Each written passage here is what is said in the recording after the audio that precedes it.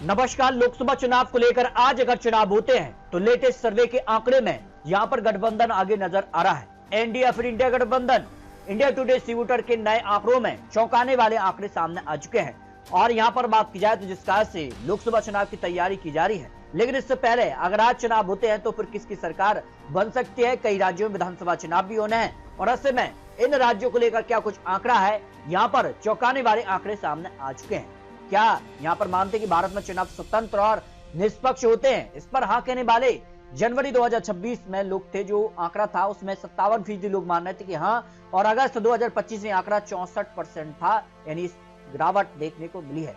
जबकि नहीं मानने वाले लोग जी ऐसे हैं जो 37% है, और यहाँ पर अगस्त 2025 में आंकड़ा 32% था, यानी इस आंकड़े में बढ़ोतरी हुई है। नहीं कहने वाले यहाँ पर 37% लोग हैं, और कह नहीं सकते तो 6% लोग आते हैं।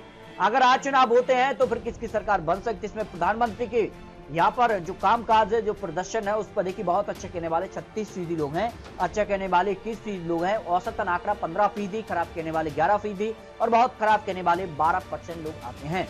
लेकिन गठबंधन का नेतृत्व जो है विपक्ष की तरफ से किस नेता को करना चाहिए? इसमें देखिए राहुल गांधी को ही लोग 29% लोग मान रहे हैं कि गठबंधन यानी इंडिया गठबंधन का नेतृत्व राहुल गांधी के हाथ में होना चाहिए। जबकि ममता बनर्जी को 7% है, अखिलेश यादव 6% करीब यहाँ पर आ जाते हैं।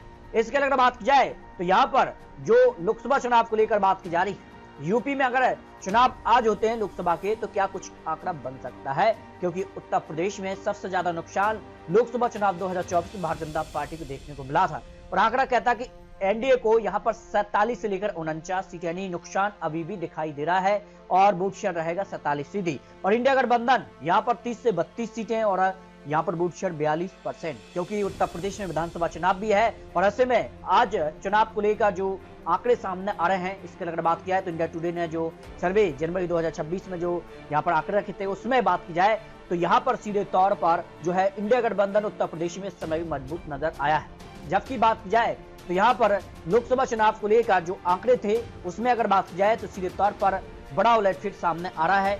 जबकि यहाँ पर बात की जाए केरल को लेकर भी, केरल में इसी साल विधानसभा चुनाव में है, और ऐसे में केरल के लोकसभा चुनाव के आंकड़ों की बात किया 2024 के नतीजे में यहाँ पर यूडीएफ को 43% वोट शेयर मिला था, और एलडीएफ को यहाँ पर जो है 32%। लेकिन जो सर्वे यहाँ पर निकल कर सामने आ रहा है, मूड ऑफ नेशन का जो सर्वे है, उसमें अगर बात की जाए तो सीधे तौर पर जो चौंकाने वाले आंकड़े हैं, 41% यहाँ पर यूडीएफ और एलडीएफ को यहाँ 25% यानी सीधे तौर पर फायदा मिलता नजर आ रहा है। जबकि बंगाल की बात किया तो बंगाल को लेकर भी मूड ऑफ नेशन ने जो सर्वे जारी किया, उसमें अगर बात की जाए तो 2024 में टीएमसी को 29 सीटें मिली थी, और जो सर्वे सामने आ रहा है उसमें अगर बात किया है तो यहाँ पर जो है टीएमसी को 28 सीटें मिल सकती हैं, और अगर बात किया तो कांग्रेस को 1 सीट मिली 2024 में, और इस समय 0 सीट। जबकि भारतीय जनता पार्टी को 12 सीटें मिली थी 2024 में नतीजों में, और यहाँ पर आज चुनाव होते हैं तो फिर 14 सीटें मिल सकती हैं। 2 सीटों का फायदा भारतीय जनता पार्टी को बंगाल में हो सकता है, क्योंकि बंगाल में इस साल विधानसभा चुनाव भी है।